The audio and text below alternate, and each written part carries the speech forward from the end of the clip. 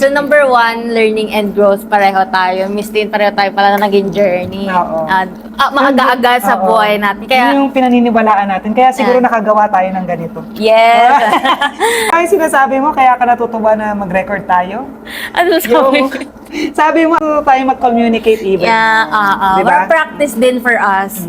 Yeah. And magkaiba lang tayo ng generation, pero parang halos same-same. Okay, number two, sa akin naman, yung best way kung saan ko na spend din yung money na kinikita ko is pag-help na ma-boost ang aking self-confidence. Wow! Napakalalim naman yan. Isa doon, nung kumikita na ako, 20, parang early 20s, isa sa insecurity ko kasi is ngipin. Kasi yung ngipin ko parang butterfly. Ganyan siya. Nakaganon siya. Tapos kapag magpipicture, may anino ang ngipin ko. kasi mag-overlap, sabay silang tumubo na ganyan. So, tapos, sabi kailangan isa sa alagaan ko is ngipin. So, nung nag-start ako, yun, yung mga pasta, yung mga cleaning, yung mga kailangan maalis na and then yung brace. Hanggang ngayon naka-brace pa rin na. Ilang years, 4 na. Pero, isa yun sa best na pag-invest ko sa confidence ko. Parang hindi na ako na pag-smile. Sa smile. And also pala, isa is sa derma. Since college ako nito, buti na lang meron akong stipend from my scholarship. Hindi ako humingi ng pera sa nanay ko. Kasi very oily ang skin type ko. So, tanggap ko na very prone na ako to acne and all. Pero kailangan lang is ma-maintain siya. Maintenance na talaga siya for me. Hindi siya kaartehan, pero maintenance na. So, kailangan din yun ng money, diba? So, isa yun sa hindi ako nag-hold back na priority ko siya. Kasi syempre, lalo nandito tayo sa sales, kailangan confident ka when you present yourself to people. Diba? Hindi man kailangan super pretty or anything, pero dapat madala natin yung sarili natin. So, I think isa yun sa best na paglaanan din ng pera na yun, to feel and look good. Diba? Yeah. Tama? Diba? Agree ka doon, Christine? Kasi yung sinasabi na, if you look good, you feel good. And if you feel good, you do good. So, yun. Ikaw, Miss Tin. Kailangan, feeling maganda talaga. Yes. Nung nag-start ako, happy ako na na-join ako ng AIA nung 22 years old. Kasi nakita ko yung transformation ng looks ko. Ay! Over the years with AIA, nakita ko na yung age ko ngayon, parang itsura ko dati. Wow! Parang pabata ako dito.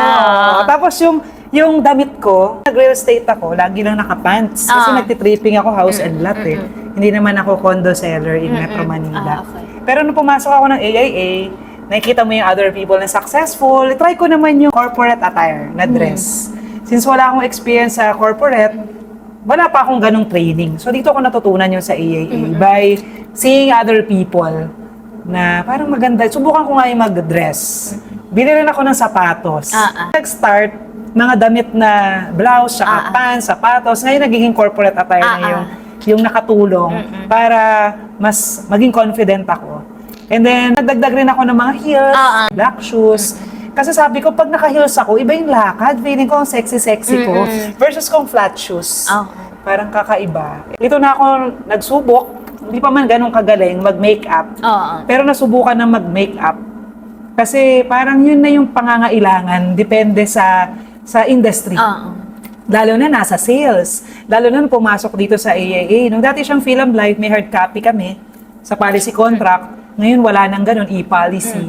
Kami na yung binibili ng client in terms of kung naniniwala ba sila sa amin, yung aming sincerity, and kung gano'n namin na-explain yung product para makatulong dun sa needs and wants nila or goals. So, malaking part doon, syempre, pag kaharap mo yung client, karespe-respeto ka, and naniniwala sa'yo na, ay, alam niyo yung sinasabi at ginagawa niyo. Professional tignan.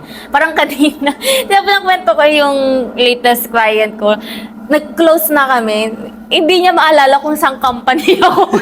Yung nire-represent kong company, di ba? So, ibig sabihin, na-build yung trust dahil sa mga naging usap namin. And I think, malaking part talaga doon yung confident akong ipakita kung sino ako. So parang itong number 2 na to, we invested or spent money on health and well-being siguro, no? Kasi well-being in terms of, ayun, yung having a good health or physically fit, we look good.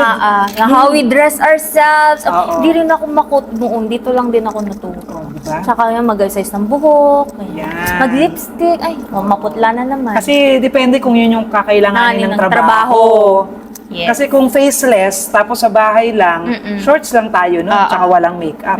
Hindi siguro tayo natutong magganito. Yun. Ganda rin yun dyan sa na-share mo in terms of building our confidence. Nung pagka-graduate ko, syempre nag-labor na tayo. Diba? Yun yung mga nauso nung before. Tapos, every 6 months, nagpapa-straight ako at kulay ng buhok. Subukan ko na mag-blonde, mag-red, mag-orange na hair habang nandito ako sa Film Life sa AIA. Kasi gusto ko, malayo pa lang kita mo na ako. Gusto ko kakaiba ako. Yan, na-experience ko na yan. Taas na yung maintenance kasi pag humaba na dito, yung roots black na naman yan. Kaya ngayon, pinili ko na black na. Black na And then lang. short hair para mas maikli yung time to prepare. Sasabihin ko nga, para time efficient. Walang masyadong iniisip-isip na. Yes. Tapos in terms yung derma, siguro 2015, nung mas bata ako, meron rin ako mga pimples, pero hindi naman masyado. Pero nung dumami ulit siya, nag-break out, nung 2015 ata yun. Kasi nung umuwi ako, nung panahon na hindi pa siya pwede mag-client meeting online, lahat face-to-face. Pag Face-to-face. umuwi ako, minsan nakakalimutan ko na magpalit ng damit, umihiga na lang ako, nakatulog na ako, tapos umaga na. Naiwan ko yung makeup ko na nakalagay sa mukha. Hindi ako nakapaghilamos, hindi rin natanggal yung makeup. So, na-irritate yung skin. And then, dun ako na-stress. Kasi kahit anong gawin mo, pag natuyo siya, dun pa rin tutubo. Kaya, sabi ko, mukhang kailangan ko nang maghanap ng derma. And dun ko na-experience na, ang mahal pala magbayad ng derma. Hindi lang kasi siya consultation, kailangan siya matreat. But, katulad mo, I'm super grateful na ginawa ko siya. At least napatay yung ugat. And bumalik lang siya ulit noong 2024 nung nagka-TB ako, naging side effect ng gamot.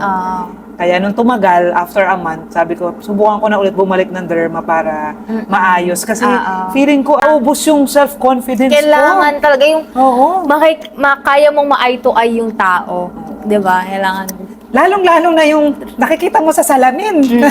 Yeah. Kailangan confident ka, tingnan yung sarili mo sa salamin. And then you feel good about yourself. Pati yung health, di ba? Oo. Tsaka yung health din. Yeah, health din. Noong 2019, doon ko lang sinubukan magpa-member ng gym. Bumalik yes. ako this January lang, after nung pandemic, para mas ma-feel good about myself. Gusto kong maalagaan yung sarili ko. Tapos, papamassage. Pag bumibigat na yung shoulder, ibig sabihin, alam ko na yan na may negative energy na nakuha. Pwedeng sa pagod, pwedeng nakuha sa other people, or yung mga negative emotions ko, o kaya naman sa mga puyat. Yan. So, ibig sabihin, kailangan ko na magpa-massage. Ayun, yun siguro yung in terms of increasing my confidence. ROI na rin yan. ROI sa lahat. Check. Okay.